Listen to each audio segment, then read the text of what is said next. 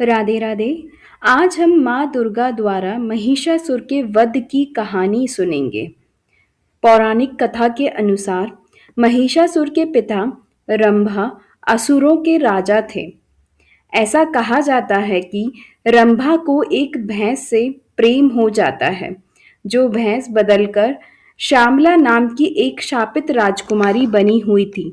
अंततः महिषासुर का जन्म हुआ और इस असामान्य मिलन के परिणाम स्वरूप वह इच्छा अनुसार मनुष्य या भैंस का रूप धारण कर सकता था। महिषासुर सृष्टिकर्ता ब्रह्मा जी का बहुत बड़ा भक्त था। उसने अमर होने का वरदान हासिल करने के लिए ब्रह्मा जी की घोर तपस्या करी। महिषासुर द्वारा की गई इस कठोर तपस्या से ब्रह्मा जी प्रसन्न हुए और उसे मनचाहा वरदान मांगने को कहा। ऐसे में महिषासुर, जो सिर्फ अमर होना चाहता था, उसने ब्रह्मा जी से वरदान मांगते हुए खुद को अमर करने के लिए उन्हें बाध्य कर दिया।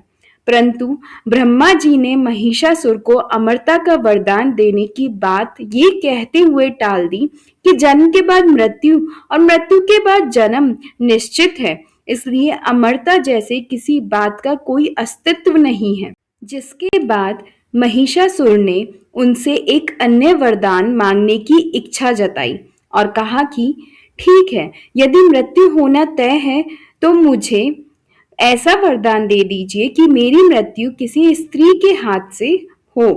इसके अलावा अन्य कोई देवता, मानव और देवता कोई भी मेरा वध ना कर पाए। जिसके बाद ब्रह्मा जी ने महिषासुर को दूसरा वरदान दे दिया।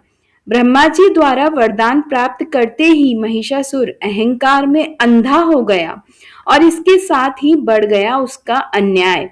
मौत के भय से मुक्त होकर उसने अपनी सेना के साथ पृथ्वी लोक पर आक्रमण कर दिया। इससे धरती पर चारों तरफ तबाही मच गई।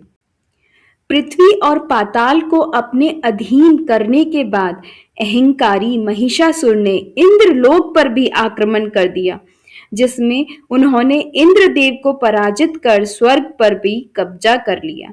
महिषासुर से परेशान होकर सभी देवी देवता त्रिदेवों अर्थात महादेव जी, ब्रह्मा जी और विष्णु जी के पास सहायता मांगने पहुंचे।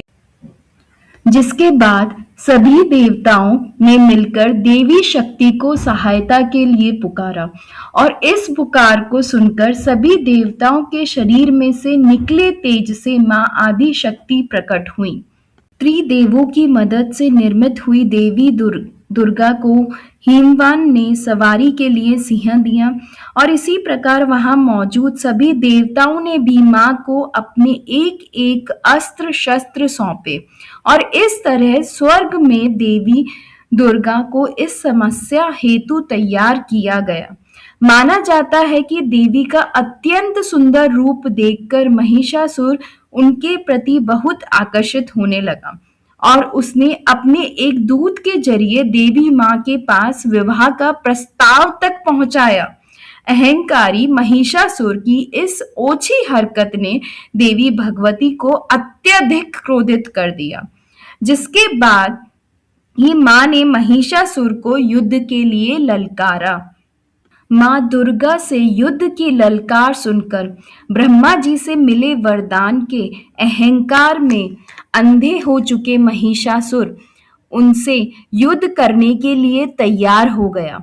इस युद्ध में एक एक करके महिषासुर की संपूर्ण सेना का मां दुर्गा ने सर्वनाश कर दिया। इस दौरान माना जाता है कि ये युद्ध पूरे 9 दिनों तक चला। जिस दिन असुरों के सम्राट महिषासुर ने विभिन्न रूप धरकर देवी मां को छलने के लिए कई बार कोशिश की, लेकिन उसकी सभी कोशिश आखिरकार नाकाम रही और देवी भगवती ने अपने चक्र से इस युद्ध में महिषासुर का सिर काटते हुए उसका वध कर दिया। अतः इस तरह देवी भगवती के हाथों महिषासुर की मृत्यु संभव हो पाई। माना जाता है कि जिस दिन मां भगवती ने स्वर्ग लोक, पृथ्वी लोक और पाताल लोक को महिषासुर के पापों से मुक्ति दिलाई, उस दिन से ही दुर्गा अष्टमी का पर्व प्रारंभ हुआ।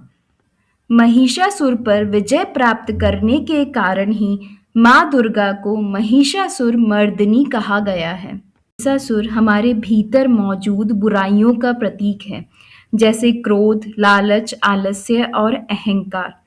असली लड़ाई हमारे अपने विचारों से है। हमें रोज अपने भीतर की सकारात्मक ऊर्जा माँ दुर्गा को जगाकर अपनी बुरी आदतों को हराना होगा।